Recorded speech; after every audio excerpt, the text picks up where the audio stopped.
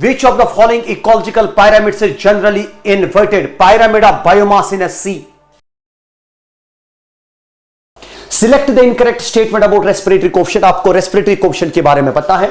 It is the amount of carbon dioxide released to the oxygen neutralized. आप इसमें देख सकते हैं, ये आसान है. गोबर ये शूट मसले के use. What is the meaning of evil quartet? मैंने इससे पहले भी कहा, evil quartet means 4 major reasons for biodiversity loss. ये 4 main reasons है biodiversity loss के लिए. So 4 main reasons for behind biodiversity loss.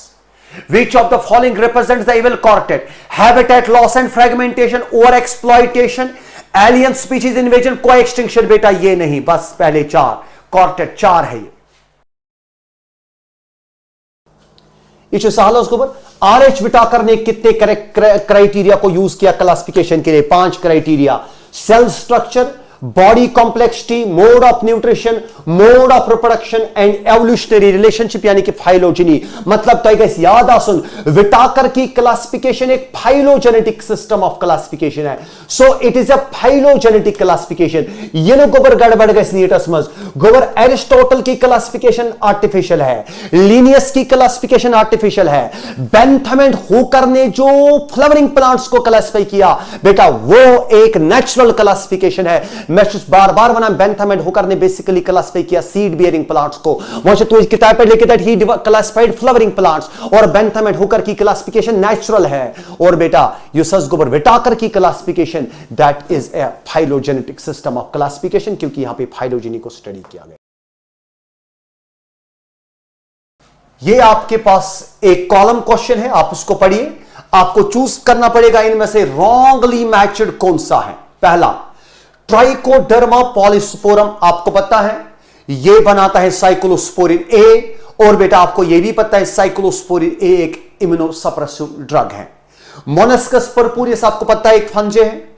और बेटा यह बनाता है स्टैटिन्स. और आपको पता है स्टैटिन्स ये शाबाश ब्लड कोलेस्ट्रॉल को कम करते थे बाय शाबाश इनहिबिटिंग, तो जो पता the biosynthesis pathway of cholesterol synthesis. Then streptococcus ये बनाएगा स्ट्रेप्टोकाइनेज. और बेटा स्ट्रेप्टोकाइनेज एक क्लॉट बस्टर है, लेकिन बेटा इस क्लॉट बस्टर को हम यूज करते हैं after biotechnological modifications. Then we have clostridium butylicum, ये बेटा गलत है, इससे बनाता है ब्यूटाइलिक एसिड. और बेटा ये ऑयल स्टेन्स को रिमूव करता है, नहीं गलत है और ये गलत है. सो क्लोस्ट्रीडियम ब्यूटाइलिकम बेटा इससे बनाते हैं ब्यूटाइलिक एसिड, तो ये वाला गलत है, बाकी सारे तीनों सही है. पड़ेगा ये आसान है. डोमिनेंस, कोडोमिनेंस, पीलियोट्रॉपी और पॉलीजेनिक इनहेरिटेंस. बेटा पीलियोट्रॉपी का मतलब क्या है कि पीलियोट्रॉपी का मतलब है एक जीन बेटा एक जीन मल्टीपल इफेक्ट्स दिखाता है.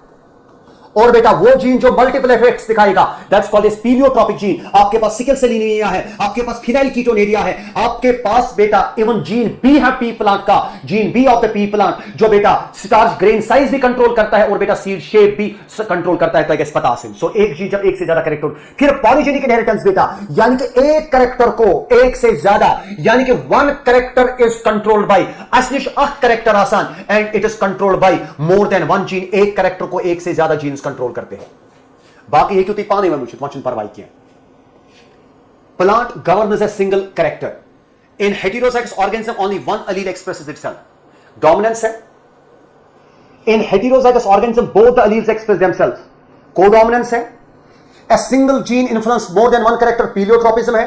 Polygenic inheritance, plant governs a single character. ये है more than one genes govern a single character.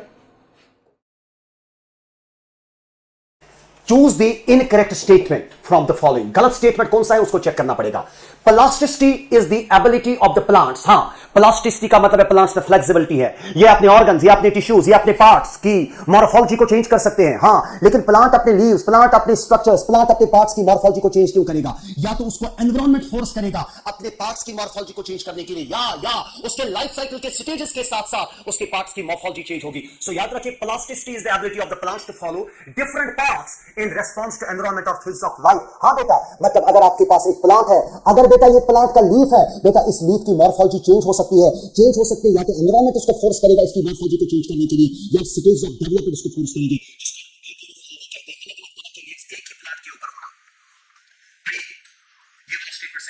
Environmental coriander lark सफर नहीं, इनमें तो डेवलपमेंटल हेटेरोफाइली पाया जाता है। कॉटन, कोरिएंडर एंड लार्क सफर जब ये जुवेनाइल फेज में होते हैं, इनके लीव्स की मॉर्फोलॉजी अलग, लेकिन जब ये जुवेनाइल से मैच्योर फेज में चले जाते हैं, इनके लीव्स की मॉर्फोलॉजी अलग, यानी कि इनके लीव्स प्लास्टिसिटी दिखाते हैं। इनके लीव्स बेटा शबाश अपनी मॉर्फोलॉजी को चेंज करते हैं, लेकिन इनके लीव्स की मॉर्फोलॉजी एनवायरनमेंट की वजह से चेंज नहीं होती है, डेवलपमेंटल स्टेजेस पे डिपेंड करता है। हां, एनवायरमेंटल हेटेरोफाइली शोन बाय रननकुलस, जिसको बटरकप कहते हैं।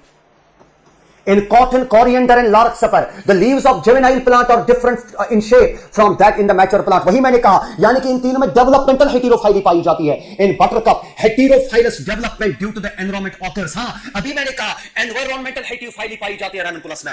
ranunculus अगर terrestrial habitat में होगा तो leaves की morphology अलग, यही ranunculus अगर बेटा aquatic habitat में grow करेगा तो leaves की morphology अलग, यानी कि ranunculus में, buttercup में आपको environmental heterophyly मिलेगी।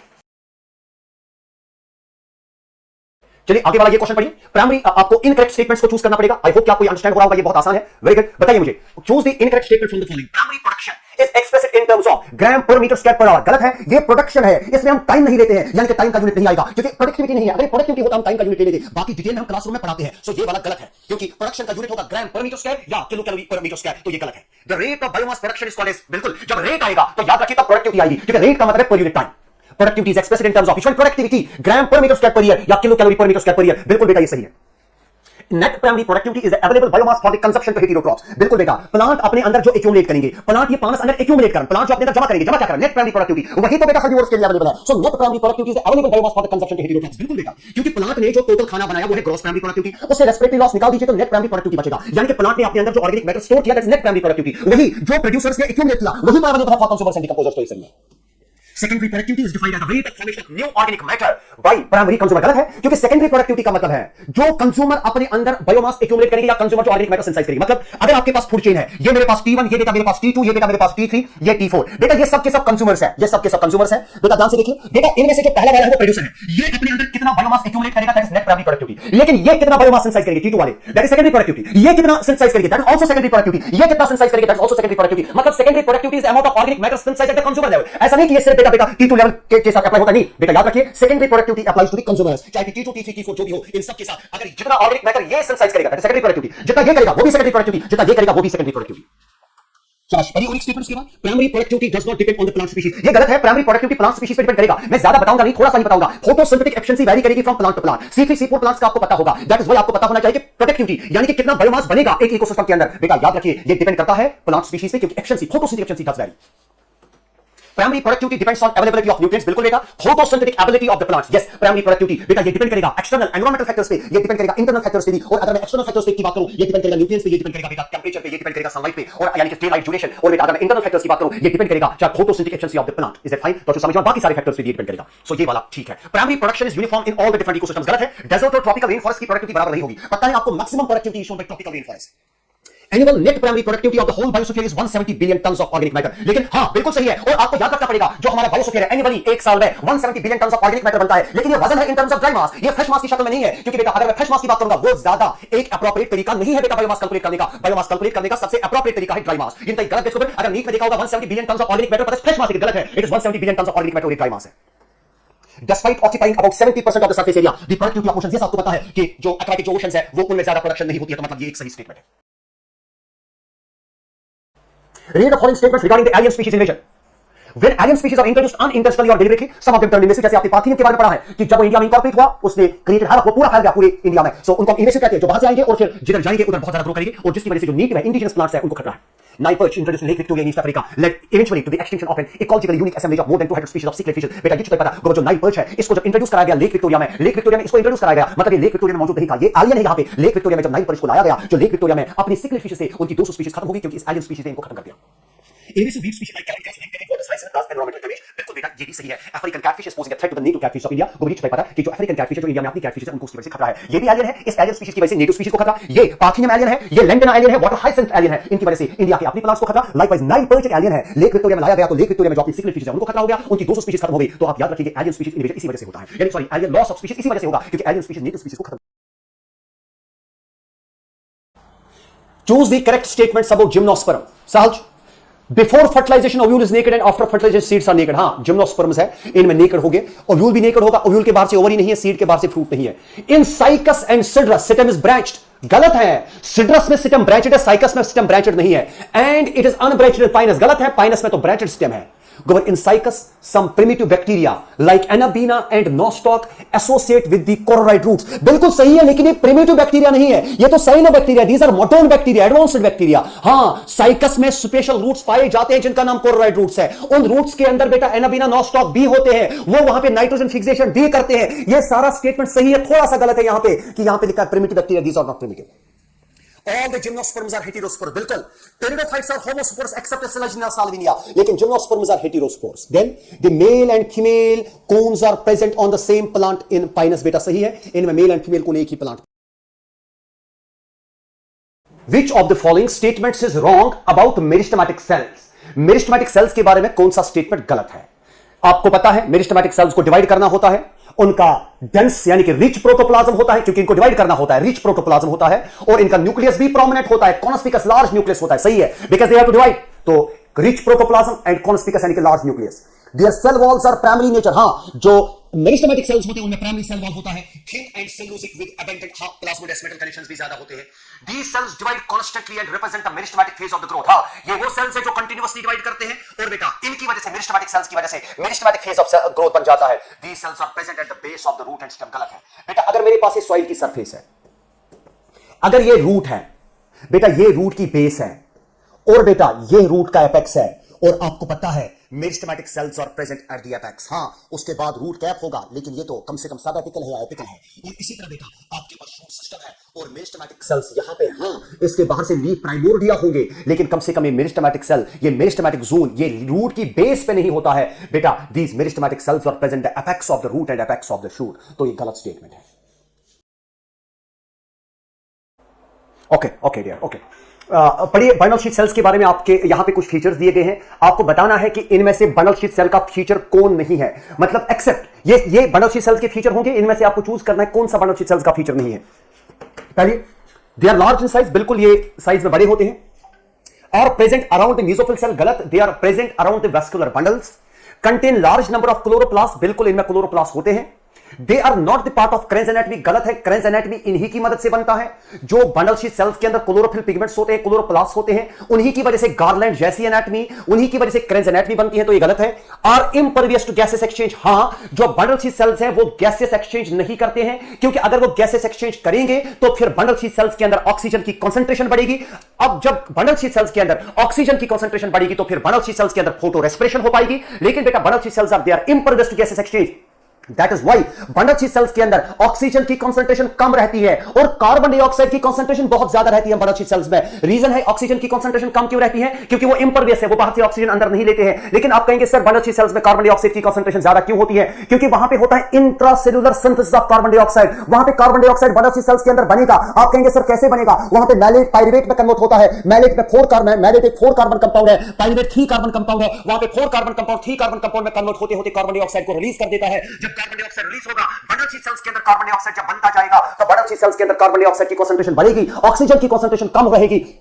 क्यों रहेगी ऑक्सीजन की कंसंट्रेशन कम, क्योंकि दो bundle sheath cells are impervious to gases exchange. और आपको यह भी पता होगा कि बंडल शीट सेल्स के बीच में इंटरसेलुलर स्पेसेस नहीं होते हैं ताकि अंदर ऑक्सीजन की कंसंट्रेशन कम रहे। तो ये वाला सही है, are impervious to gases exchange, that is right. Intercellular space are absent, are present, गलत है, intercellular space are absent. They are several layered structure, बिल्कुल बेटा bundle sheath cells are several layered and they are thick wall. हां, इनका wall thick होता है ताकि gas अंदर ना या बाहर जाए, यानी कि they become impervious to gases exchange. Choose the wrong statement about the Hatch Slack cycle, यानी 4C4 साइकिल के बारे में जो स्टेटमेंट्स है वो आप बताएंगे। It is a cyclic process which occurs in the plants adapted to dry tropical region. मैंने ऑलरेडी कहा कि ये ड्राई ट्रॉपिकल रीजन में जो प्लांट्स ग्रो करते हैं उनमें होती है। मैलिक एसिड और aspartic acid synthesized in the bundle sheath cells are transported to the mesophyll cell. बेटा ये उल्टा लिखा है, malic acid and aspartic acid जो मेसोफिल सेल्स में होता है वो बंडल शीट सेल्स में जाएगा। यहां देख लो बेटा, यहां पे जो C4 एसिड है, जो मैलिक एसिड और एस्पार्टिक एसिड है, जो यहां पे मैलेट और एस्पार्टेट बनेगा वो मेसोफिल सेल से बंडल शीट सेल्स में चला जाएगा। Mesophyll cells of C4 plants are rich in rubisco. बेटा मेसोफिल सेल्स में रुबिस्को नहीं होता है, रुबिस्को यहां पे बंडल शीट सेल्स में होता है, वो तो प्रॉब्लम है। C3 plants occur in bundle sheath sales of C4 plants, बिल्कुल C3 साइकिल C4 प्लांट्स में होता है। और बेटा सॉरी C3 साइकिल कहां पे होता है? बंडल शीट सेल्स में of C4 plant. C3 cycle जो C3 प्लांट्स है उनके मेसोफिल सेल्स में होता है, लेकिन C4 प्लांट्स के बंडल शीट सेल्स में होगा। Calvin cycle is the basic pathway that results in the formation of carbohydrate. बिल्कुल बेटा, जब यहां पे केल्विन साइकिल होगा, सुनिए, जब यहां पे केल्विन साइकिल होगा, यहां पे कार्बन डाइऑक्साइड निकल गया, केल्विन साइकिल होगा और केल्विन साइकिल के दौरान ग्लूकोज बनेगा, यानी कि ग्लूकोज बना C3 साइकिल के दौरान, जो कहां पे हुआ? जो बेटा बंडल शीट सेल्स के अंदर हुआ। C4 साइकिल के दौरान ग्लूकोज नहीं बनता है, तो याद रखेंगे जो मेन पाथवे है, जो मेन साइकिल है जिसके दौरान ग्लूकोज बनेगा, वो C3 साइकिल ही है। The bundle sheath cells lack Rubisco enzyme. बिल्कुल, जो बंडल शीट सेल्स होते हैं उनमें रुबिस्को एंजाइम होगा। अरे लैक कैसे करेंगी? सो बंडल शीट सेल्स है, वहां पे तो C3 साइकिल होगा, वहां पे तो रुबिस्को होता है। अब जरा पढ़ाइए कंडेंसेशन के बारे में, ये आपके पास एक सवाल है। In eukaryotes the DNA condensation is highly complex. मैंने अभी कहा यूकेरियोट्स में packaging of DNA, condensation of DNA ज्यादा एफिशिएंट है। It is much more efficient, ये बहुत ज्यादा एफिशिएंट होता है इनमें, क्योंकि बेटा यूकेरियोट्स में डीएनए कंटेंट ज्यादा और अकोमोडेट करना है न्यूक्लियस के अंदर, that's why packaging should be very efficient. Positively charged basic proteins called histones और इन्वॉल्वड इन कंडेंसेशन। हमें हिस्टोन प्रोटीन्स की रिक्वायरमेंट होती है जो हमें कंडेंसेशन में चाहिए, जो नेगेटिवली चार्ज डीएनए के साथ शायद बेटा बॉन्ड बना के उसको पैक करे। Histones are rich in basic amino acid. बेटा हिस्टोन्स में बेसिक अमीनो एसिड होते हैं, लेकिन कौन से बेसिक अमीनो एसिड? बेटा आपको पता है, शाबाश, लाइसिन एंड अर्जिनिन। यहां पे लिखा है ग्लूटामेट एंड अर्जिनिन, गलत है बेटा। चलिए, histones are organized to form a unit of 8 molecules called histone octamer. बेटा आपने पढ़ा होता है, आपको पता होता है। अगर मैं यूकेरियोट्स की बात करूं, यूकेरियोट्स के कंडेंसेशन के, अब जल्दी से सुन लीजिए, ये आपके लिए फायदेमंद होगा। बेटा अगर मैं यूकेरियोट्स की कंडेंसेशन की बात करूंगा, इनके कंडेंसेशन के इनिशियल स्टेप्स पे, इनिशियल यानी कि डीएनए कंडेंसेशन के इनिशियल स्टेप्स में हमें चाहिए बेटा हिस्टोन प्रोटीन्स। क्या चाहिए? Histone proteins. लेकिन बेटा इस डीएनए के कंडेंसेशन के लास्ट स्टेप पे, यानी कि जहां पे फाइनल कंडेंसेशन होगी, इस डीएनए के कंडेंसेशन के लास्ट स्टेप पे हमें चाहिए नॉन हिस्टोन क्रोमोसोमल प्रोटीन्स। क्या चाहिए बेटा? Non histone Chrome. मैंने कहा अगर हमें यूकेरियोट्स के डीएनए की कंडेंसेशन की बात करनी है, मैंने कहा कंडेंसेशन के इनिशियल स्टेप्स में हमें चाहिए हिस्टोन प्रोटीन्स, लेकिन कंडेंसेशन के लास्ट स्टेप पे हमें चाहिए नॉन हिस्टोन क्रोमोसोमल प्रोटीन। और आपको पता है ये जो हिस्टोन प्रोटीन्स है बेटा, ये बेटा डिफरेंट टाइप्स के हैं। We have H1, we have H2A, H2B, H3 and H4।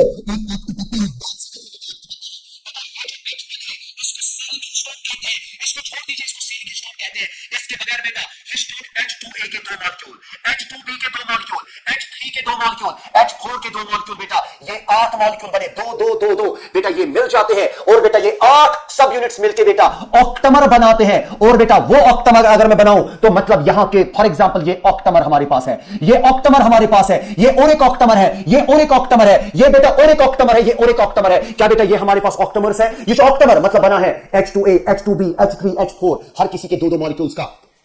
लेकिन क्या पता है histone proteins are basic proteins, they are positively charged. हमें पता है डीएनए इज नेगेटिवली चार्ज, और बेटा नेगेटिवली चार्ज डीएनए बेटा इन हिस्टोन ऑक्टेमर के ऊपर रैप करेगा, और जो स्ट्रक्चर यहां पे सारा, यहां से यहां तक ये सारा स्ट्रक्चर जो बना, इट इज बेटा कॉल्ड एज, आप कैसा बना? इट इज कॉल्ड एज शाबाश क्रोमेटिन। और बेटा तो पता है यहां से यहां तक, अगर मैं बेटा यहां से स्टार्ट करूं यहां तक बेटा it is called as nucleosome. पूरे ध्यान, यहां से बेटा यहां तक इसको हम न्यूक्लियोसोम कहते हैं, और इस न्यूक्लियोसोम में जो टोटल लेंथ ऑफ डीएनए है दैट इज 200 बेस पेयर, यहां से यहां तक न्यूक्लियोसोम, यहां से यहां तक न्यूक्लियोसोम, यहां से यहां तक न्यूक्लियोसोम, यहां से यहां तक न्यूक्लियोसोम, यहां से यहां तक न्यूक्लियोसोम, मतलब यहां पे एक न्यूक्लियोसोम, 2, 3, 4, 5, ये रिपीटेड यूनिट्स ऑफ न्यूक्लियोसोम। जब बहुत सारे न्यूक्लियोसोम मिलेंगे बेटा ये बनेगा, this is called as chromatin. कैसा बना? क्रोमेटिन। और बेटा जब आप इसको इलेक्ट्रॉन माइक्रोस्कोप में देखते हैं, it looks like beads on string structure. ये आपको नजर आता है बीड्स ऑन स्ट्रिंग स्ट्रक्चर।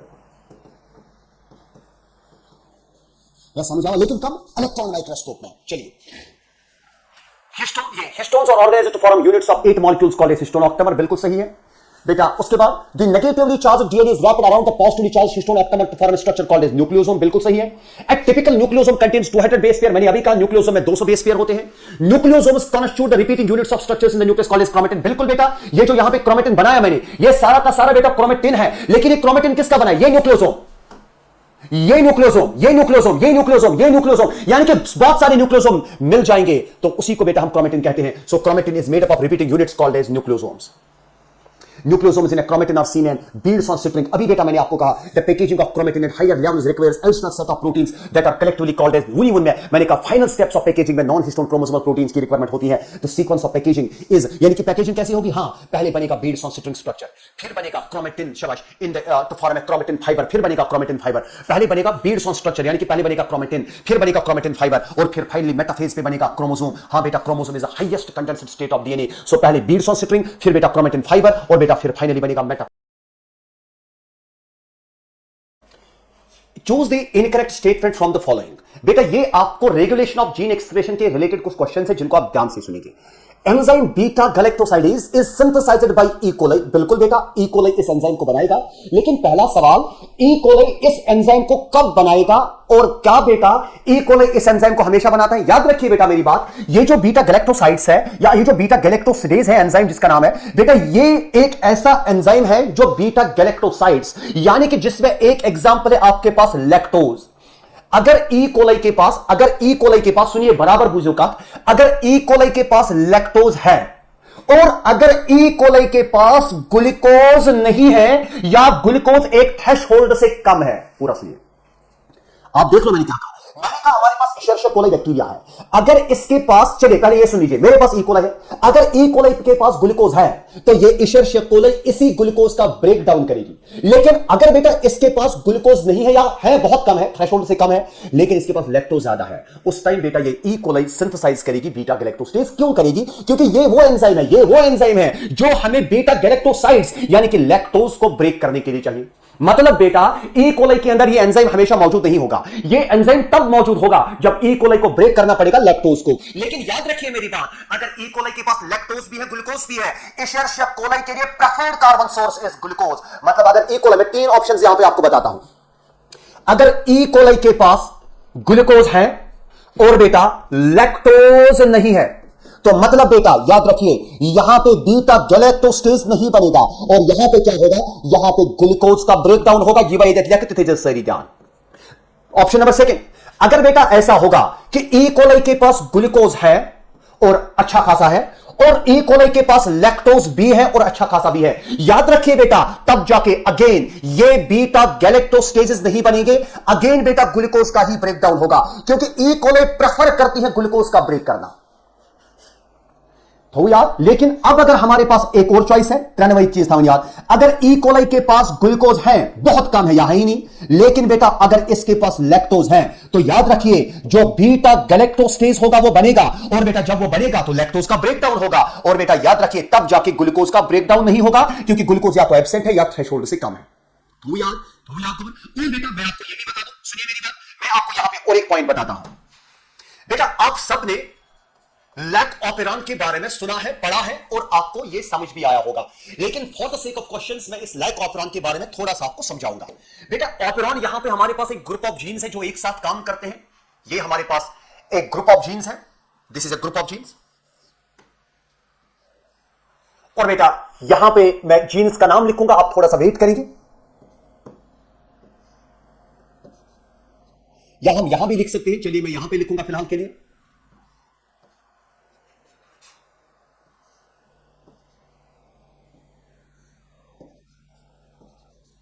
ये हमारे पास एक ऐसा ग्रुप ऑफ जीन्स है जो ई कोलाई के अंदर पाया जाता है लैक्टोज को ब्रेक करने के लिए, यानी कि लैक्टोज की मेटाबॉलिज्म के साथ ही रिलेटेड है. It is related with the metabolism of lactose. अब सुनिए क्या होगा बेटा, यहां पे जो ये पी है ये प्रमोटर है बेटा, ये जीन आई है, सुनिए बराबर, ये जीन आई है और जीन आई बेटा ये जीन आई का मतलब है यहां पे ये रेगुलेटर जीन है. लेकिन बेटा ये एक ऐसा रेगुलेटर जीन है जो बनाता है, यानी कि जो इस लैक ऑपेरॉन, जो इस ऑपेरॉन को ऑफ करता है, दैट इज वाई बेटा ये रिप्रेसर बनाता है. ध्यान दीजिए क्या बनाता है, और जो रिप्रेसर ये बनाएगा जीन आई. आप चुनाव रेगुलेटर जीन, मैंने कहा ये रेगुलेटर जीन बनाता है रिप्रेसर. और रिप्रेसर का काम क्या है बेटा, रिप्रेसर की वजह से ये जो लैक ऑपेरॉन का जीन ये और ये है, ये तीनों के तीनों काम नहीं कर पाते हैं इसकी मदद से, यानी कि रिप्रेसर ऑपेरॉन को ऑफ करने में हेल्प करता है. अगर मैंने कहा ये जो आई है ये रेगुलेटर जीन है, बेटा बच्चों सवाल आप क्या जो आई, लेकिन मैं वही समझा रहा हूं, ये रेगुलेटर जीन है, लेकिन ये एक ऐसा रेगुलेटर जीन है जो लैक ऑपरॉन के अंदर बनाता है रिप्रेसर प्रोटीन। वो रिप्रेसर प्रोटीन की मदद से जीन GYA ऑफ हो जाते हैं। मतलब ये एक ऐसा जीन है जो इन तीनों जीन्स को इनहेबिट करता है। दैट इज व्हाई आपकी एनसीईआरटी में साफ साफ लिखा है I does not mean inducer, I means inhibitor, क्योंकि ये एक ऐसा जीन है जो रिप्रेसर बनाएगा, उस रिप्रेसर से ये तीन जीन्स ऑफ हो जाएंगे। दैट इज व्हाई आई का मतलब है यहां पे इनहेबिटर। नंबर सेकंड बेटा, ये जो जीन आई है, और पूरा सुन लीजिए बेटा, ये एक कॉन्स्टिट्यूटिव जीन है। मतलब ये एक ऐसा जीन है जो हमेशा अपना काम करता है। मतलब ये ऑन ऑफ नहीं होता, इट्स ऑलवेज ऑन, ये हमेशा अपना काम करता है। जब ये हमेशा अपना काम करेगा, ये डीएनए का हमारे पास है, ये जीन्स है, ये डीएनए है बेटा, ये बनाएगा एमआरएनए, और उसको हम कहते हैं रिप्रेसर एमआरएनए। ये मान के चलिए इसने रिप्रेसर एमआरएनए बनाया। सो ये जीन आई है रेगुलेटर जीन, इसने बनाया रिप्रेसर एमआरएनए। बेटा रिप्रेसर एमआरएनए से, क्योंकि एमआरएनए से आगे जाके प्रोटीन बनेगी, इस रिप्रेसर प्रोटीन से बनेगा, रिप्रेसर एमआरएनए से बनेगा रिप्रेसर प्रोटीन। जो बेटा ये रिप्रेसर प्रोटीन बनेगा, पूरा सुन लीजिए, ये रिप्रेसर प्रोटीन बाइंड करता है ऑपरेटर के ऊपर, ये रिप्रेसर प्रोटीन बाइंड करता है ऑपरेटर के ऊपर। और बेटा जो ये प्रमोटर है, प्रमोटर पे जनरली आना चाहिए आरएनए पॉलीमरेज। ये प्रमोटर सुनिए, ये प्रमोटर इन तीन जीन्स का है, ये प्रमोटर है, और बेटा ये इन तीन जीन्स का प्रमोटर है, और ये प्रमोटर है इस जीन का, ये चला जो प्रमोटर, ये प्रमोटर है इन जीन का, और ये प्रमोटर है इन जीन्स का। और बेटा अगर आप चाहते हैं कि इन जीन्स से एमआरएनए बने, तो आरएनए पॉलीमरेज को प्रमोटर पे बाइंड करना है। लेकिन बेटा जब यहां पे रिप्रेसर प्रोटीन बाइंड करता है, आरएनए पॉलीमरेज यहां आ ही नहीं पाता है, यानी कि ये आरएनए पॉलीमरेज इधर बाइंड नहीं कर पाता, या आरएनए पॉलीमरेज ऐसा है कि वो आगे बढ़ के ना इससे एमआरएनए बना सकता है, ना इससे एमआरएनए बना सकता है, ना इससे। क्यों नहीं? क्योंकि ऑपरेटर पे रिप्रेसर ने बाइंड किया, और रिप्रेसर आरएनए पॉलीमरेज को इधर बाइंड करने से इनहिबिट करता है। तो इसका क्या समझ, यानी कि जब आरएनए पॉलीमरेज इधर आएगा या अगर बाइंड करेगा तो उसकी ट्रांसक्रिप्शन को रोक लेता है, वो आरएनए पॉलीमरेज को काम नहीं करने देगा। अगर आरएनए पॉलीमरेज आगे नहीं बढ़ पाएगा, GYA से हमारे नहीं बन पाएंगे। बताइए क्या ये ऑपरॉन ऑफ हुआ कि ऑन हुआ? ये तो ऑफ हुआ, लेकिन बेटा याद रखिए ये ऑफ हुआ। सवाल है सर ये तीन जीन्स ऑन कब होंगे? मतलब इनसे बेटा शाबाश, इन तीन जीनों से कब बनेगा इनका प्रोडक्ट, इनसे एमआरएनए कब बनेगा। लेकिन सुनिए, ये ई कोलाई के अंदर एक सेट ऑफ जीन्स है जिसको हम लाइक ऑपरॉन कहते हैं। अगर मैं अब एक काम करूंगा, मैंने ई कोलाई को लिया और ई कोलाई को मैंने बेटा दिया लैक्टोज, लेकिन याद रखिए मैंने इसको रखा, मैंने इसको ग्लूकोज नहीं दिया, लैक्टोज दिया लेकिन ग्लूकोज नहीं दिया। अगर हमने ई कोलाई को लाया, अगर हमने इसको ग्लूकोज नहीं दिया, इसको रेस्पिरेशन करनी है, इसको खाने का ब्रेकडाउन करना है, प्रेफर्ड सबस्ट्रेट अवेलेबल नहीं है, तो what does E coli do? ये बेटा लैक्टोज का ब्रेकडाउन करेगी। यानी कि अब आपने ई कोलाई को लैक्टोज दिया। सुनिए, यानी कि इससे पहले ई कोलाई के पास लैक्टोज नहीं था, जो मैंने इससे पहले कहा। यानी कि इन एब्सेंस ऑफ लैक्टोज, अगर लैक्टोज एब्सेंट होगा, operon will be turned off, GYA genes will not be transcribed. लेकिन अब मैंने क्या किया? मैंने कहा हम लैक्टोज देंगे, हमने लैक्टोज दिया। याद रखिए बेटा lactose acts as an inducer, lactose acts as an inducer. ये लैक्टोज क्या गोबर करान, ये लैक्टोज आएगा और बेटा ये रिप्रेसर प्रोटीन के साथ बाइंड करके इस रिप्रेसर प्रोटीन को ये इनएक्टिव बनाएगा। मतलब जो रिप्रेसर प्रोटीन लैक्टोज के एब्सेंस में बाइंड करता था ऑपरेटर के ऊपर, फिर वो प्रमोटर पे आरएनए पॉलीमरेज को काम नहीं करने देता था। अब होगा क्या? वो रिप्रेसर प्रोटीन बाइंड करेगा, इंड्यूसर उसके साथ बाइंड करेगा। इंड्यूसर जब इसके साथ बाइंड करेगा, ये डीएक्टिवेट हो जाएगा, ये इनएक्टिव हो जाएगा। जब ये इनएक्टिव होगा, ये इधर बाइंड नहीं कर पाएगा। जब रिप्रेसर इधर बाइंड नहीं कर पाएगा, आरएनए पॉलीमरेज आएगा, आरएनए पॉलीमरेज इधर बाइंड करेगा, इधर बाइंड करने के बाद आगे बढ़ेगा, इससे भी आरएनए बनेगा, इससे भी बनेगा, इससे भी बनेगा। मतलब ये तीनों के तीनों जीन्स ट्रांसक्राइब हुए। अब सवाल है सर जी जो पहला वाला जीन है बेटा, इससे क्या बनेगा? जब इससे एमआरएनए बनेगा, एमआरएनए के बाद जब ट्रांसलेशन होगी तो इससे बनेगा बीटा गैलेक्टोस्टेज, जिसकी मैंने बात की, इससे बनेगा लैक्टोस्पर्मियस, इससे बनेगा ट्रांसहिस्टाइडेज, और आगे जाके बाकी आपको सब पता है। बीटा गैलेक्टोस्टेज मेन एंजाइम है इस लैक्टोज को ब्रेक करने का, क्योंकि हमने ई कोलाई को लैक्टोज दिया ताकि ये लैक्टोज को ब्रेक करे। लैक्टोज अंदर चला गया, उसने रिप्रेसर प्रोटीन के साथ बाइंड किया, रिप्रेसर प्रोटीन को इनएक्टिव किया, ऑपरॉन ऑन हुआ, ऑपरॉन ऑन हुआ तो ये तीन एंजाइम्स ऑन हुए। यानी कि ये तीनों एंजाइम्स यहां पे बनेंगे। ये तीनों एंजाइम्स की मदद से यहां पे पहला एंजाइम बीटा गैलेक्टोस्टेज, लैक्टोज परमेज एंड ट्रांसहिस्टाइडेज। बेटा ये जो बीटा गैलेक्टोस्टेज है, ये लैक्टोज के ऊपर ब्रेक एक्ट करेगा और इसको ब्रेक कराएगा इनटू ग्लूकोज एंड गैलेक्टोज। या तो यार सो इस तरह बताइए ऑपरॉन ऑन कब हुआ? ऑपरॉन ऑन हुआ जब मैंने लैक्टोज दिया, लेकिन लैक्टोज ने ऑपरॉन को ऑन कैसे किया? लैक्टोज ने रिप्रेसर प्रोटीन को इनएक्टिव किया। So lactose is called as inducer. Lactose inducer है, ये इंड्यूसर नहीं है, ये आई का मतलब है इनहिबिटर। बेटा लैक्टोज यहां पे इंड्यूसर है, एल्लो लैक्टोज, दो में से जो भी होगा, लैक्टोज है allolactose, they act as inducer in the lac operon. और आपको पता है लाइकोपेरॉन को सबसे पहले स्टडी किया दो साइंटिस्ट ने, Jacob, A geneticist Jacob and a biochemist Monod. उन्होंने इकोली पे काम करके सबसे पहला ऑपेरॉन जो है लाइकोपेरॉन, इसको डिस्कवर किया। कैरेक्टराइजेशन, आपको करेक्ट स्टेटमेंट्स को चूज करना है। Characterization, identification, classification and nomenclature are the processes that are basic taxonomy. बिल्कुल आपने पढ़ा है, characterization, identification, nomenclature and classification, ये टैक्सोनॉमी के स्टेप्स हैं। दूसरा 1.7 to 1.8 बिलियन, ये सबको पता होगा। It is 1.7 to 1.8 million species और known and have been discovered. ये उसके बगैर भी स्टेटमेंट इनकम्प्लीट है। अगर यहां पे लिखा होता 1.7 to 1.8 मिलियन स्पीशीज और known and have been discovered, ये तब भी गलत था, क्योंकि 1.7 to 1.8 million species of plants and animals, plants and animals जरूरी है। जब आप प्लांट्स एंड एनिमल्स नहीं लिखेंगे उसका मतलब है ऑल लिविंग ऑर्गेनिजम्स, लेकिन इस नंबर में 1.7 to 1.8 मिलियन में माइक्रोब्स का नंबर नहीं है, इसमें प्रोकैरियोट्स का कोई नंबर नहीं है। दैट्स व्हाई 1.7 to 1.8 मिलियन होना चाहिए। स्पीशीज जो plants and animals are known and have been discovered, ये आपको किसने कहा है? ये कहा है IUCN ने 2004 में। ये पता होगा, मतलब ये वाला स्टेटमेंट गलत है।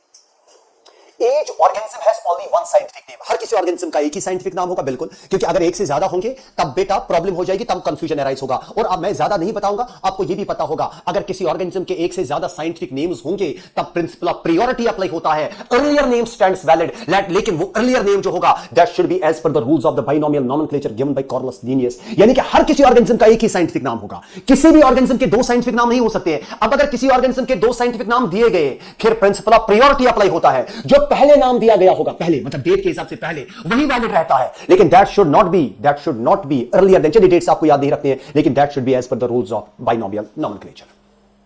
सो सही है, each organism has only one scientific name, बिल्कुल है। And no two organisms can have the same scientific name, बिल्कुल ये भी सही है, दो ऑर्गेनिज्म्स का एक ही साइंटिफिक नाम नहीं हो सकता है। हां, आपको पता है शायद ये बोगनविलिया एक ऑर्गेनिज्म है, that's the name of a plant as well as an animal. Anyways वो एक एक्सेप्शन है, छोड़ दीजिए उस बात को। चलिए, द जेनेरिक एपिथेट यानी कि जेनेरिक पार्ट, साइंटिफिक नाम के दो parts, generic and specific part. The generic part starts with the capital letter and specific epithet starts with the small letter. Self understood है, ये बिल्कुल सही है। Biological names are printed in italics to indicate their Greek origin. No, biological name अगर हम हाथ से लिखेंगे तो नाम के दोनों पार्ट्स को अलग अलग से अंडरलाइन करना जरूरी होता है। अगर आप देखेंगे मैंने किसी ना किसी जगह कोई ना कोई नाम लिखा होगा, सोलनम मेलॉन्जिना मैंने लिखा, देखिए सोलनम को अलग से अंडरलाइन किया, मेलॉन्जिना को अलग से अंडरलाइन किया। यानी कि जब भी आप साइंटिफिक नाम हाथ से लिखेंगे दोनों पार्ट्स को अलग अलग से अंडरलाइन करना होता है। हां, अगर आप टाइप करेंगे तो साइंटिफिक नाम को इटैलिसाइज करना पड़ता है, लेकिन इटैलिसाइज करने से उनका ग्रीक नहीं बल्कि उनका लैटिन ओरिजिन नजर आता है। तो ये स्टेटमेंट गलत है। In the biological name Mangifera indica, L denotes the word Latin, ये गलत है। ये शायद नहीं पता, L denotes एलश्चवाना, जो L यहां पे लिखा है, it is called as author citation. Author citation मतलब यहां पे L डिनोट करता है उस साइंटिस्ट को जिसने इस प्लांट को डिस्क्राइब किया होगा। सो साइंटिस्ट ये में प्लांट डिस्क्राइब कोरमत, और इस मैंजिफेरा इंडिका यानी कि मैंगो, इसको डिस्क्राइब किया है लीनियस ने, दैट इज वाई इसके एंड पे लिखा है L डॉट। हां, आपकी किताब में लिखा है LINN, लिन, वो भी चलेगा। मैंजिफेरा इंडिका L डॉट या Mangifera indica Linn dot, author citation. और आपको यह भी पता होना चाहिए, ये इटैलिक करेंगे लेकिन ऑथर का नाम चाहे आप एल लिखे या लिन लिखे वो इटैलिक नहीं करना है। और आपको यह भी पता है ये जो एल जब आप लिखेंगे उसके बाद डॉट डालना पड़ेगा, क्योंकि ये एब्रिविएशन है। Is that clear? चलिए आगे बढ़ते हैं। मतलब ये वाला स्टेटमेंट गलत है। ICBN deals with the scientific names of animals, गलत है। deals with the scientific names of plants and ICGN deals with the scientific names of plants, ये उल्टा है। ये ICBN deals with the scientific names of plants and ICGN deals with the scientific names of animals। Binomial nomenclature was given by Cornelis Linnaeus, बिल्कुल ये statement सही है आपकी text book के हिसाब से। अगर आप उसके बाहर जाएंगे तो फिर थोड़ा सा इस पे डिस्कस करना बनता है, लेकिन मैं यहां पे उस पे डिस्कस नहीं करूंगा। आपने कैटो के बारे में सुना होगा, आपने गैस्पर्ड बॉहिन के बारे में सुना होगा, लेकिन बेटा बेसिकली उनका है कंट्रीब्यूशन बाइनोमियल नोमेनक्लेचर का। लेकिन गुबरमशा आपकी किताब में लिखा है, टेक्स्ट बुक में लिखा है that binomial nomenclature was given by Cornelis Linnaeus, तो आप याद रखेंगे ये।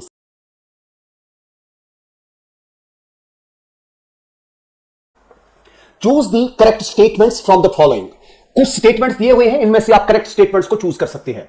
Endodermis of roots are made up of barrel shaped cells with deposition of suberin. ये बड़ा इंपॉर्टेंट पॉइंट है, आप सबको पता है। बेटा जो एंडोडर्मिस होता है, जो आपने पढ़ा है, मैं नहीं पढ़ा रहा हूं, मैं थोड़ा सा आपको रिवाइज करा रहा हूं। बेटा आपने पढ़ा होता है जो एंडोडर्मिस होता है रूट्स का, ये it's not endodermis of stem.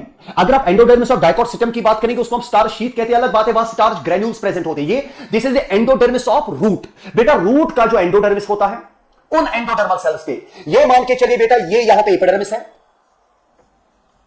Epidermis के नीचे बेटा यहां पे होगा कॉटेक्स। ये कॉटेक्स की सेल्स है बेटा। कॉटेक्स की सेल्स के बाद ये सब के सब मैं कॉटेक्स की सेल्स बना रहा हूं।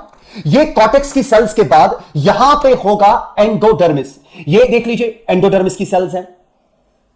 मैंने कहा ये जो एंडोडर्मिस की सेल्स है, पढ़ा होता है आपने, इनके रेडियल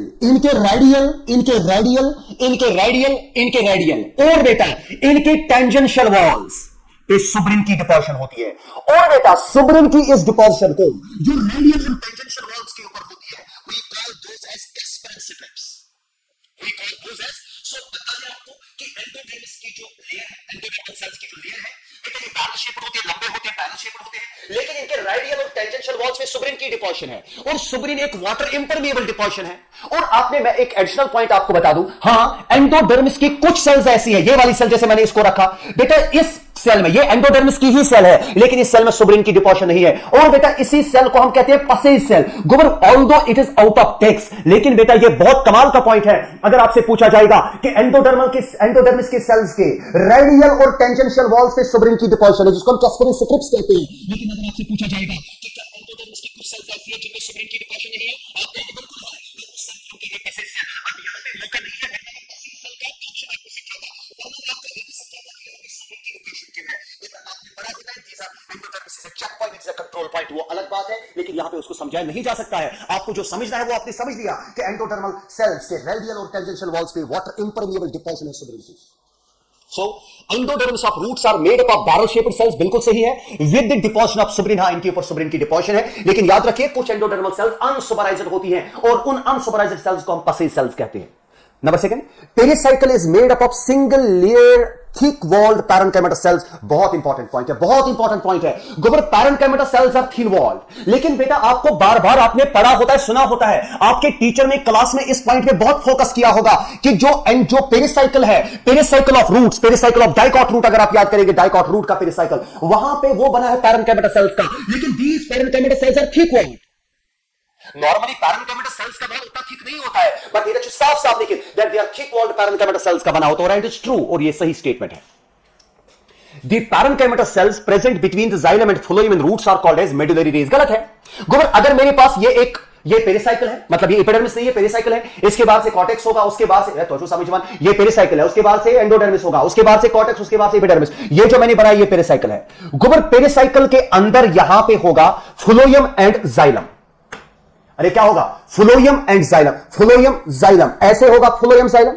और बेटा जो ये फ्लोएम जाइलम होगा, इस फ्लोएम जाइलम के बीच में यहां पे कुछ पैरेन्काइमेटा सेल्स होती है, इनका नाम है conjunctive tissue. Conjunctive tissue, medullary rays हम रूट सिस्टम में यूज करते हैं, रूट्स में बेटा मेडुलरी रेज नहीं बल्कि यहां पे कंजक्टिव टिश्यू होगा, तो स्टेटमेंट गलत है। The endodermis of dicot stem is also called as star sheath. जो अभी मैंने कहा कि अगर मैं डाइकॉट सिस्टम शीशुन रूट बेटा, अगर मैं डाइकॉट सिस्टम की बात करूंगा, वहां के एंडोडर्मिस को हम स्टार शीट कहते हैं, क्योंकि वहां पे एंडोडर्मिस जो है उसके अंदर स्टार्च ग्रैन्यूल्स प्रेजेंट होते हैं, यार स्टार्च ग्रेन्स प्रेजेंट होते हैं। The hypodermis in dicot stem, ये जो hypodermis इसका आप चलाना, hypodermis means epidermis के नीचे जो होगा, hypodermis in dicot stem is made up of thin layers of ciliary and chymata cells। गोबर नहीं बेटा, dicot stem में जो hypodermis है, हाँ वो thin layered है, लेकिन बेटा वो बना होता है colon chymata cells का, colon ciliary and chymata cells का तो monocot stem का hypodermis बना होता है, dicot stem का hypodermis बना होता है colon chymata cells का। ciliary and chymata hypodermis is present in monocot stem। गोबर ये आपको पता है। चलिए आगे बढ़ते हैं। The cortex in dicot stems is made up of large, rounded, thin-walled parenchyma cells। बिल्कुल cortex हमेशा rounded cells, oval cells का बना होता है with intercellular spaces। The ring arrangement of vascular bundles is the characteristic feature of dicot stem। गोबर ये सबको पता है, मतलब ये मिस नीड चिड्यून तनिशी पता है कि अगर मेरे पास एक, देखिए मैं यहां पे आपको बना, ये एथस बना हुआ, ये हमने यहां पे एक ये बना में गोबर ध्यान थे। अगेन मैंने पेरिसाइकिल बनाया, एपिडर्मिस, हाइपोडर्मिस, कॉर्टेक्स, एंडोडर्मिस, और मैंने पेरिसाइकिल बनाया। पेरिसाइकिल के अंदर जब हम जाएंगे तो यहां पे होगा phloem xylem, phloem xylem, phloem xylem, phloem xylem, phloem xylem. क्या बेटा ये जाइलम फ्लोएम, क्या ये वेस्कुलर बंडल एक रिंग में है? बिल्कुल बेटा गोबर, ring arrangement of vascular bundle बेटा ये डाइकॉट स्टेम का कैरेक्टरिस्टिक फीचर है। और अगर हम मोनोकॉट स्टेम की बात करेंगे वहां पे तो वेस्कुलर बंडल स्कैटर्ड होती है, तो याद रखिए बेटा ये सही स्टेटमेंट है that ring arrangement of vascular bundles is the characteristic feature of dicot stem. इस गोबर बहुत इंपॉर्टेंट पॉइंट है, आपको ये याद होना चाहिए। The dicots in dicot stem, the peak is absent। While as in monocot system the pith is large. नहीं बेटा, मैंने अभी समझाया, मैंने कहा डाइकॉट सिस्टम में पिथ होगी, लेकिन मोनोकॉट सिस्टम में पिथ नहीं होगी, क्योंकि मोनोकॉट सिस्टम में पिथ तो क्या, वहां पे कॉर्टेक्स, वहां पे एंडोडर्मिस, वहां पे पेरिसाइकल, वहां पे पिथ, वहां पे मिडिलरी रेज नहीं होते हैं, क्योंकि वहां पे अनडिफरेंशिएटेड ग्राउंड टिश्यू होता है, यानी कि मोनोकॉट सिस्टम में पिथ नहीं होती है, डाइकॉट सिस्टम में होती है, तो ये गलत है। तो चलिए, C3 साइकिल के बारे में पूछा गया है। It occurs in the mesophyll cells of all the plants. No, गलत है, not all the plants. It occurs in the mesophyll cells of C3 plants. क्योंकि C4 plants के बंडल शीट सेल्स में होता है, C4 plants के mesophyll cells में तो C4 साइकिल होता है। The pathway operates in a cyclic manner, बिल्कुल साइक्लिक मैनर में। RUBP जो पहले यूज होता है वो लास्ट पे रीजनरेशन फेज के एंड पे वापस बन जाता है। Reduction is the most important phase of the C3 cycle. बिल्कुल आप ये बार बार पढ़ते हैं, अगर रिडक्शन नहीं हो जाएगी तो C3 साइकिल नहीं हो पाएगा। RUBP 5 carbon कीटोज is the carbon dioxide acceptor molecule. बिल्कुल RUBP एक 5 कार्बन कीटो शुगर ही है, ये एल्डोज नहीं है, कीटोस है, ये कार्बोहाइड्रेट है जिसमें फंक्शनल ग्रुप कीटोन है। Rubisco has both carboxylase as, और हां it has carboxylase as well as oxygenase activity. Rubisco has more affinity towards oxygen than carbon dioxide. बिल्कुल बेटा, रुबिस्को की ज्यादा एफिनिटी कार्बन डाइऑक्साइड की ओर होती है than towards oxygen. That's why photosynthesis ज्यादा होती है as compare to photo respiration. लेकिन बेटा इसकी एफिनिटी कार्बन डाइऑक्साइड की ओर ज्यादा है, कार्बन डाइऑक्साइड की ओर ज्यादा है। हां, कब ज्यादा है? जब कार्बन डाइऑक्साइड ऑक्सीजन रेशियो बराबर होगा। अगर आप एक काम करेंगे, अगर आप कार्बन डाइऑक्साइड की कंसंट्रेशन को कम करेंगे, ऑक्सीजन की कंसंट्रेशन को बढ़ाएंगे, तो rubisco will more act as oxygenase. क्योंकि बेटा यहां पे जब आप ऑक्सीजन की कंसंट्रेशन बढ़ाएंगे, आपने पढ़ा होता है rate of reaction depends on the concentration of the substrate. अगर दोनों बराबर है तो rubisco will more act as carboxylase. लेकिन अगर दोनों की कंसंट्रेशन ज्यादा, अगर बराबर है तो rubisco will act as carboxylase ज्यादा। लेकिन अगर बेटा ऑक्सीजन की कंसंट्रेशन बढ़ाएंगे तो rubisco will more act as oxygenase. चलिए, ATP is not utilized in the reduction phase। नहीं, रिडक्शन फेज में ATP चाहिए, कार्बोक्सिलेशन फेज में ATP नहीं चाहिए। रिडक्शन फेज में भी ATP चाहिए, रीजनरेशन फेज में भी ATP चाहिए। हां, NADPH सिर्फ रिडक्शन फेज में चाहिए, NADPH ना ही कार्बोक्सिलेशन फेज में चाहिए और ना ही रीजनरेशन फेज में चाहिए। Reduction of one molecule of 3-PGA requires 2 molecules of ATP and 3 molecules of NADPH। गौर, एक मसला यहां पे है बेटा, अगर आप एक मॉलिक्यूल कार्बन डाइऑक्साइड ले लेंगे, एक मॉलिक्यूल कार्बन डाइऑक्साइड रिएक्ट करेगा एक मॉलिक्यूल RUBP के साथ, वहां से बनेंगे 2 मॉलिक्यूल्स ऑफ 3 फॉस्फोग्लाइसरिक एसिड। एक RUBP, एक कार्बन डाइऑक्साइड, ये एक कार्बन कंपाउंड, ये 5 कार्बन कंपाउंड, 5 + 1 = 6, ये 3 कार्बन कंपाउंड है तो इसके 2 मॉलिक्यूल बनेंगे। लेकिन बेटा अगर आप थे बराबर ध्यान, अगर आप जनरली बात करेंगे, हमें फोटोसिंथेसिस के लिए 6 कार्बन डाइऑक्साइड चाहिए, 6 RUBP बनेंगे और यहां पे 12 PGA बनेंगे, क्योंकि 6 कार्बन डाइऑक्साइड 6 RUBP 12 PGA बनेंगे। और 12 PGA के लिए ध्यान से देखिए, 12 PGA के लिए हमें चाहिए 18 मॉलिक्यूल्स ऑफ ATP और बेटा 12 PGA के लिए हमें चाहिए 12 मॉलिक्यूल्स ऑफ NADPH। तो बताइए एक PGA के लिए कितने चाहिए? 12 के लिए ये चाहिए और बेटा ये चाहिए। एक PGA खतर, तो ये आप खुद अब कर सकते हैं, ये आसान है, ये यानी कि ये आपको खुद पता चलेगा ये गलत है। To make 1 molecule of glucose, 6 turns of Calvin cycle can occur। Calvin cycle is गड़बड़ को मैं टेंपरेचर Calvin के ये CALVIN फॉर्मेशन के ये गलती है, ignore basis. So 6 turns of Calvin cycle, बिल्कुल हमें एक ग्लूकोज मॉलिक्यूल बनाने के लिए 6 कार्बन डाइऑक्साइड चाहिए। तो अगर 6 कार्बन डाइऑक्साइड चाहिए, 6 कार्बन डाइऑक्साइड 6 RUBP, मान के चले एक कार्बन डाइऑक्साइड ने एक RUBP के साथ रिएक्ट किया, एक साइकिल हुआ। 2 कार्बन डाइऑक्साइड ने 2, यानी कि दूसरा साइकिल हुआ। तो 6 कार्बन डाइऑक्साइड को 6 RUBP के साथ मिलने के लिए Calvin साइकिल 6 बार होना चाहिए, तो ये सही है। अगेन आपके पास एक कॉलम क्वेश्चन से 3 कॉलम दिए गए हैं, आपको इन कॉलम्स को मिलाना पड़ेगा, आपको देखना पड़ेगा इनमें से सही कौन सा है। Complete oxidation of pyruvate by the step wise removal of all the hydrogen atoms living 3 molecules of carbon dioxide. आपसे पूछा गया है कि इसका मतलब क्या हुआ, कि पाइरुवेट से सारे, देखिए pyruvate is the end product of glycolysis. अब अगर एरोबिक रेस्पिरेशन होगी तो पाइरुवेट जाएगा माइटोकॉन्ड्रिया में, माइटोकॉन्ड्रिया में लिंक रिएक्शन और क्रब्स साइकिल के दौरान पाइरुवेट के अंदर जितने भी हाइड्रोजन है उनको निकाला जाएगा, जितने भी कार्बन है उनको निकाला जाएगा। कंप्लीट यानी कि पाइरुवेट को पूरी तरह ब्रेक किया जाएगा, ऑक्सीडाइज किया जाएगा। The complete oxidation of pyruvate by step wise removal of hydrogen, हां hydrogen atoms living 3 molecules of pyruvate. जरा मुझे पाइरुवेट का बता दीजिए, यहां पे ये मेरे पास पाइरुवेट है। पाइरुवेट का अगर हम बताएंगे इट इज C3H4O3। गोबर, ये जो पाइरुवेट है, पाइरुवेट में कितने कार्बन? 3 कार्बन कंपाउंड है। और अगर मैं ऐसा कहता हूं कि पाइरुवेट में 3 कार्बन कंपाउंड है और मैं कहता हूं कि एरोबिक रेस्पिरेशन के दौरान इसका पूरा ब्रेकडाउन होगा, तो मतलब इसमें से निकलेंगे 3 कार्बन, क्योंकि आपको सारे कार्बन कार्बन बॉन्ड्स ब्रेक करने पड़ेंगे। सो यानी कि वो कार्बन निकलेगा in the form of carbon dioxide. यानी कि पाइरुवेट का जो पूरा ब्रेकडाउन होगा तो एक पाइरुवेट से 3 निकलेंगे और 2 पाइरुवेट जो एक ग्लूकोज से 2 पाइरुवेट बनेंगे तो 6 निकलेंगे। दैट्स व्हाई आपने बचपन से याद किया है, एक ग्लूकोज के ब्रेकडाउन से 6 मॉलिक्यूल कार्बन डाइऑक्साइड निकल जाते हैं, क्योंकि एक ग्लूकोज से 2 पाइरुवेट बनेंगे, एक पाइरुवेट से 3 निकलेंगे, 2 पाइरुवेट से 6 निकल जाएंगे। और ये सही है। और बेटा ये निकलते हैं, ध्यान से सुनिए, ये निकलते हैं electron transport chain oxidative phosphorylation. गुबर से ध्यान, ये होगा ये, यानी कि पाइरुवेट से जो हाइड्रोजन निकल जाते हैं और कार्बन डाइऑक्साइड रिलीज होता है, ये क्रब साइकिल की वजह से होगा और लिंक रिएक्शन की वजह से होगा। और ये क्रब साइकिल कहां पे होता है? It occurs in mitochondrial matrix, यानी कि A32 पहला। दूसरा, the passing on of the electrons removed as the part of hydrogen. देखिए ये पाइरुवेट जो यहां पे है, या ये जो ग्लूकोज हमारे पास है, ग्लूकोज की मैं अगर बात करूंगा या पाइरुवेट की, यहां से हाइड्रोजन निकल गए। अभी मैंने कहा पाइरुवेट से सारे हाइड्रोजन निकाले जाएंगे। जो हाइड्रोजन यहां पे निकल जाएंगे, यही हाइड्रोजन बेटा इलेक्ट्रॉन ट्रांसपोर्ट चेन में जाएंगे, यानी कि ये हाइड्रोजन के इलेक्ट्रॉन ट्रांसपोर्ट चेन के थ्रू फ्लो करेंगे, और फाइनली बेटा ये हाइड्रोजन ऑक्सीजन के पास जाएंगे और ऑक्सीजन से वाटर बनेगा, यानी कि oxygen is the terminal hydrogen acceptor. जो पाइरुवेट, जो ग्लूकोज से हाइड्रोजन निकले, ये हाइड्रोजन जाएंगे, इन हाइड्रोजन का जो इलेक्ट्रॉन है या इलेक्ट्रॉन्स है वो जाएंगे इलेक्ट्रॉन ट्रांसपोर्ट चेन में, और वो इलेक्ट्रॉन फिर जाएंगे ऑक्सीजन के पास। लेकिन ये तो हाइड्रोजन है, इलेक्ट्रॉन जाएंगे ऑक्सीजन के pass through electron transport chain, और प्रोटॉन डायरेक्टली इसके पास जाएंगे। तो ये इधर से इलेक्ट्रॉन ट्रांसपोर्ट से इलेक्ट्रॉन्स को हासिल करेगा, इस हाइड्रोजन से जो प्रोटॉन निकलेगा उसको एक्सेप्ट करेगा, वाटर बनाएगा, यानी कि oxygen is the terminal electron and proton acceptor. यहां से इलेक्ट्रॉन एक्सेप्ट किए, यहां से प्रोटॉन एक्सेप्ट किए, so oxygen is the terminal या final electron and proton acceptor, यानी कि oxygen is the final hydrogen acceptor. और ये कहां होगा? It will occur because of electron transport chain and oxidative phosphorylation, यानी कि B2। और बेटा ये कहां पे होता है electron transport chain and oxidative phosphorylation? It occurs on inner mitochondrial membrane. Check कीजिए इनर माइटोकॉन्ड्रियल मेम्ब्रेन कहां पे है, यहां पे, यानी कि आपके पास है B2 3, और उसके बाद पार्शियल ऑक्सीडेशन, यानी कि जब आप पार्शियल ऑक्सीडेशन पढ़ते हैं कुछ और पढ़ने की जरूरत नहीं है। पार्शियल ऑक्सीडेशन का मतलब है ग्लाइकोलिसिस, और ग्लाइकोलिसिस होगी साइटोप्लाज्म में C11। ये जो क्वेश्चन मेरे पास है इसका जवाब आप दे सकते हैं। शाबाश बेटा, शाबाश। ये जो अभी मैंने कहा ऑटोगैमी, मैंने अभी समझाया ऑटोगैमी, यानी कि सेम फ्लावर, एक ही फ्लावर के लिए एक ही फ्लावर में पॉलिनेशन होगी। उसके बाद geitonogamy, same plant different flowers, very good. उसके बाद जीनोगैमी, डिफरेंट प्लांट्स। उसके बाद बेटा क्लिस्टोगैमी। गोवर्धन पता, मैं 2 पॉइंट्स यहां पे आपके साथ शेयर करूंगा। One is called as chasmogamy and another is called as cleistogamy. बेटा ये जो चेस्मोगैमी है, आपको पता होगा, ये चेस्मोगैमस फ्लावर, हम उन फ्लावर्स को कहते हैं जो ओपन हो जाएंगे। जैसे आपके पास रोज का फ्लावर है जो बिल्कुल ओपन होगा, यानी कि मैं बता दूं, आप याद रखिए मेरी बात, चेस्मोगैमस फ्लावर हम उसको कहते हैं जिसमें सेपल, पेटल, स्टैमेन, कार्पल सब के सब एक्सपोज होंगे।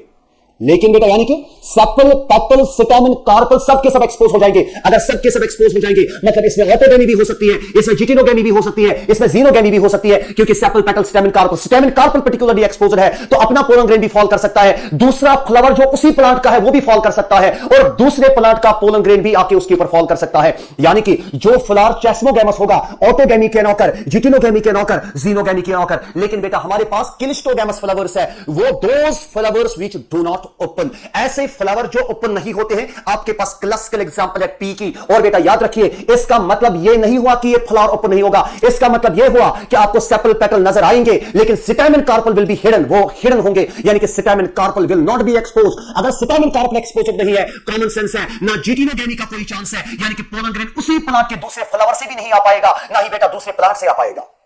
क्योंकि ये जो फ्लावर है ये अंदर से स्टैमेन, कार्पल है, लेकिन बेटा फ्लावर क्लोज हो चुका है। अगर फ्लावर क्लोज हो चुका है, stamen, carpels are not expose. अगर वो एक्सपोज नहीं है तो वो बाहर का पोलन ग्रेन ना ही बेटा एक्सेप्ट कर पाएंगे, और ना ही अंदर से पोलन ग्रेन बाहर निकल पाएगा। फिर होगा क्या? ऐसे फ्लावर में जो क्लिस्टोगैमस फ्लावर है, इसमें सिर्फ एक ही ऑप्शन है, ऑटोगैमी। फ्लावर बंद है, अंदर ही बेटा एंथर से स्टिग्मा तक पोलन ग्रेन जाएगा, अंदर ही पॉलिनेशन होगी, बिकॉज़ फ्लावर इज क्लोज। यानी कि कुदरती तौर पे, मेरी बात याद रखिए, कुदरती तौर पे, यानी कि नेचुरली ये जो cleistogamous flowers are, they are invariably autogamous, मतलब इनमें बिना किसी एक्सेप्शन की ऑटोगैमी होगी। हां, जैसा कि आपने पढ़ा होगा, ग्रीगर जॉन मेंडल ने बेटा पी प्लांट पे ही काम किया, लेकिन उसने पी प्लांट में क्रॉस पॉलिनेशन कराई, लेकिन that is desired cross pollination, that is because of emasculation and bagging technique, वो अलग एक है। वो उसने आर्टिफिशियल पॉलिनेशन कराई, that is forced cross pollination. लेकिन बेटा अगर फ्लावर क्लोज है तो याद रखिए मेरी बात, उसमें सिर्फ और सिर्फ ऑटोगैमी हो सकती है। Autogamy is the only option in cleistogamous flowers. तब तो इस किताब पर लिखे that cleistogamous flowers are invariably autogamous. चलिए, सो क्लिस्टोगैमी तो मतलब अंदर के अंतर से पोलन ग्रेन, अंदर के अंतर से पोलन ग्रेन निकल जाएंगे, स्टिग्मा पे फॉल करेंगे, कोई पॉलिनेटर की रिक्वायरमेंट नहीं है। So in cleistogamy pollinators are not required, यानी कि पॉलिनेटिंग एजेंट्स की जरूरत नहीं। Question number 26, read the following statements and choose the wrong ones. ये ब्लड ग्रुपिंग पे क्वेश्चन है, आप ज़ूलॉजी में भी पढ़ते हैं ब्लड ग्रुपिंग के बारे में। ABO blood group in humans is an example of codominance. नहीं बेटा, blood group AB is the example of codominance, ये कोडोमिनेंस की एग्जांपल है। यहां ध्यान से देखिए बेटा, अगर हमारे पास एक इंसान है, सुनिए बेटा, अगर हमारे पास एक इंसान है जिसका ब्लड ग्रुप ए है, ये IA, क्या बेटा ब्लड ग्रुप ए इस इंडिविजुअल का भी हो सकता है IAIO? ये this N example of dominance, because IA is dominant over IO। अगर हमारे पास एक इंडिविजुअल है IB, इसमें कुछ कहना नहीं मुझे, लेकिन अगर कोई इंडिविजुअल है IBIO यानी कि blood group B, this is again an example of dominance. This is dominance, this is dominance. लेकिन अगर कोई इंसान है आई ए आई बी, बेटा ये कोडोमिनेंस है, क्योंकि अलील आई ए एंड आई बी दोनों बेटा काम करते हैं और पूरा काम करते हैं, I A and I B are equally dominant. हुई याद? सो ये कोडोमिनेंस है। और बेटा अगर आई ओ है, ये तो रिसेसिव कंडीशन है, यानी कि blood grouping ABO blood grouping system जो है, उसमें एबीओ ब्लड ग्रुप की बात नहीं कर रहा हूं, एबीओ ब्लड ग्रुपिंग सिस्टम की मैं बात कर रहा हूं। उसमें डोमिनेंस भी है, उसमें बेटा कोडोमिनेंस भी है और उसमें मल्टीपल एलिलिज्म भी है। बिकॉज़ जीन आई के 3 allele, I A I O I B, so A B O blood grouping system, it has codominance. इसमें हमें कोडोमिनेंस भी मिलेगा, लेकिन सवाल है सर कोडोमिनेंस कहां से मिलेगा? कोडोमिनेंस मिलेगा आई ए आई बी, यानी कि ब्लड ग्रुप ए बी जो आपके पास है बेटा, इसमें हमें डोमिनेंस भी मिलेगा, डोमिनेंस, इसमें डोमिनेंस भी मिलेगा। आप कहेंगे कैसे डोमिनेंस मिलेगा? आई ए इज डोमिनेट और आई ओ, एंड बेटा आपको यह भी पता है आई बी इज डोमिनेट और आई ओ, यहां पे डोमिनेंस भी है। और बेटा यहां पे मल्टीपल एलिलिज्म भी है, मल्टीपल एलिलिज्म। और मल्टीपल अलीलिज्म कैसे है बेटा? मल्टीपल अलीलिज्म हमारे पास है क्योंकि हमारे पास जीन आई के 3 अलील है, एक अलील है आई ए, दूसरा अलील है आई बी और तीसरा अलील है आई ओ। बेटा क्या इसको मल्टीपल अलीलिज्म कहेंगे? लेकिन आपको याद रखना पड़ेगा मल्टीपल अलीलिज्म तो है, एक जीन के 3 अलील्स है, लेकिन हर किसी इंडिविजुअल में उस जीन के 2 ही अलील्स है। दैट इज व्हाई बेटा जो पेयर नेचर है, पेयर नेचर, यहां पे अलील्स पेयर में है, अलील पेयर में, अलील पेयर में, अलील पेयर में, अलील पेयर में, अलील पेयर में, यानी कि हर किसी इंडिविजुअल में अलील पेयर में होंगे। लेकिन पॉपुलेशन लेवल पे अलील जीन के 3 अलील्स है, यानी कि एट पॉपुलेशन लेवल यहां पे एक जीन के 3 अलील्स है। It violates paired nature at population level. So पहला वाला गलत है। ABO is not example of codominance. Blood group AB is an example of codominance. Gene I has 3 alleles. IA, IB, IO. You should normally रखना सीखते हैं। चलिए, anyways उससे कोई फर्क नहीं पड़ेगा। And IA and IB produce slightly different forms of sugars. हाँ, ये IA अलग बनाएगा, ये IB बनाएगा। आपने शायद N-acetyl galactosamine and alpha D galactose के बारे में सुना होगा। Anyway, छोड़ दीजिए उस बात को। और IO कोई भी शुगर नहीं बनाता है। Total number of 6 genotypes and 4 different total number of 6 different genotypes and 4 different phenotypes, क्योंकि जीनोटाइप्स एक बार आया बेटा। हां, ब्लड ग्रुपिंग में 6 क्या बेटा जीनोटाइप्स और बेटा शाबाश 4 फिनोटाइप्स होंगे। चेक करते हैं बेटा एक बार के लिए। अगर आपको फिनोटाइप्स निकालना होगा, फिनोटाइप्स बेटा, फिनोटाइप्स निकालने के लिए आपके पास फॉर्मूला है N+1। N का मतलब है कि जीन के कितने अलील्स है, वो जीन जो मल्टीपल अलील्स दिखाता है उसके कितने अलील। बेटा यहां पे वो जीन के 3 अलील्स है, 3 + 1 = 4, तो यहां पे 4 फिनोटाइप्स है। और अगर मैं जीनोटाइप्स की बात करूंगा बेटा, जीनोटाइप्स कैलकुलेट करने का हमारे पास तरीका है, वो जो 1 2 3 4 5 6 जीनोटाइप्स है, लेकिन हम कैलकुलेट भी कर सकते हैं। It is n × n+1 divided by, it is n × n+1 divided by 2। n का मतलब है 3, सो it is 3 × 3 + 1 divided by 2। It is बेटा 12 डिवाइडेड बाय 2, और बेटा वही हुआ 6। यहां पे 6 जीनोटाइप्स है, 1 2 blood group A, blood group A, blood group B, blood group B, blood group A B, blood group O. So ये आपके पास सवाल है। Different varieties of cheese have characteristic texture. बिल्कुल बेटा, आपके पास अलग अलग टाइप्स ऑफ चीज है, अलग अलग टाइप्स ऑफ चीज। जैसे आपने 2-3 के बारे में पढ़ा है, आपने स्विस चीज के बारे में पढ़ा, आपने रॉकीफोर्ड चीज के बारे में पढ़ता है। इनका टेक्सचर अलग अलग, इनका फ्लेवर अलग अलग, लेकिन सवाल इनका टेक्सचर और फ्लेवर अलग अलग क्यों है? Different varieties of cheese have characteristic texture, they have characteristic flavour and taste. लेकिन सवाल है it comes from the specificity of the microbe used. For example, Swiss cheese in which the large holes are made by, यानी कि देखिए यहां पे एक point साफ साफ लिखा हुआ है कि चीज में टेक्सचर कैसा होगा, फ्लेवर कैसा होगा, टेस्ट कैसा होगा, ये सबस्ट्रेट पे डिपेंड नहीं करेगा। यानी कि चीज का टेक्सचर, फ्लेवर और टेस्ट डिपेंड करेगा वो चीज बनाने के लिए आपने किस माइक्रोब को यूज किया। जैसे आपके पास स्विस चीज है, उसको बनाने के लिए आप यूज करते हैं प्रोपियोनिबैक्टीरियम शर्मानी को, या इसी तरह बेटा अगर आपके पास स्विस चीज है, उसकी राइपनिंग के लिए आप यूज करते हैं रॉकीफोर्ड या पेनिसिलियम रॉकीफोर्टी को, एक फंज है। You want to समझ? So इस तरह से आप ये कह सकते हैं स्विस चीज के अंदर जो लार्ज होल्स है, they are formed by the bacterium, शाबाश, प्रोपियोनिबैक्टीरियम शर्मानी। हां, और लेकिन एक प्रोपियोनिबैक्टीरियम शर्मानी क्या बनाता है? ये बनाता है कार्बन डाइऑक्साइड गैस, जिस वजह से बेटा इसमें लार्ज होल्स हो जाते हैं।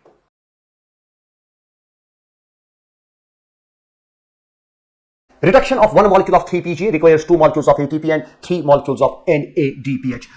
एक मसला यहां पे है बेटा, अगर आप एक मॉलिक्यूल कार्बन डाइऑक्साइड ले लेंगे, एक मॉलिक्यूल कार्बन डाइऑक्साइड रिएक्ट करेगा एक मॉलिक्यूल RuBP के साथ, वहां से बनेंगे 2 molecules of 3-फॉस्फोग्लाइसरिक acid.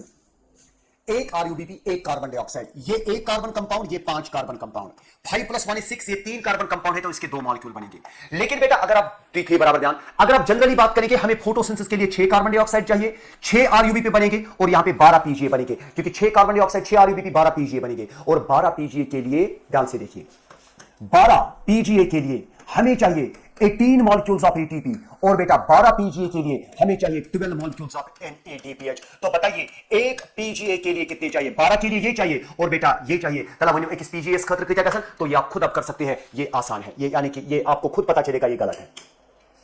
To make 1 molecule of glucose, 6 turns of Calvin cycle can occur. Calvin cycle is गड़बड़ को मुझे temperature Calvin के ये CALVIN परवाइशन के ये गलती है कन ignore basis. So 6 turns of Calvin cycle बिल्कुल हमें एक ग्लूकोज मॉलिक्यूल बनाने के 6 कार्बन डाइऑक्साइड चाहिए। तो अगर 6 कार्बन डाइऑक्साइड चाहिए, 6 कार्बन डाइऑक्साइड 6 आरयूबी, मान के चले एक कार्बन डाइऑक्साइड ने एक आरयूबी के साथ रिएक्ट किया, एक साइकिल हुआ। 2 कार्बन डाइऑक्साइड ने 2 यानी कि दूसरा साइकिल हुआ। तो 6 कार्बन डाइऑक्साइड को 6 आरयूबी के साथ मिलने के लिए Calvin साइकिल 6 बार होना चाहिए। तो ये सही है।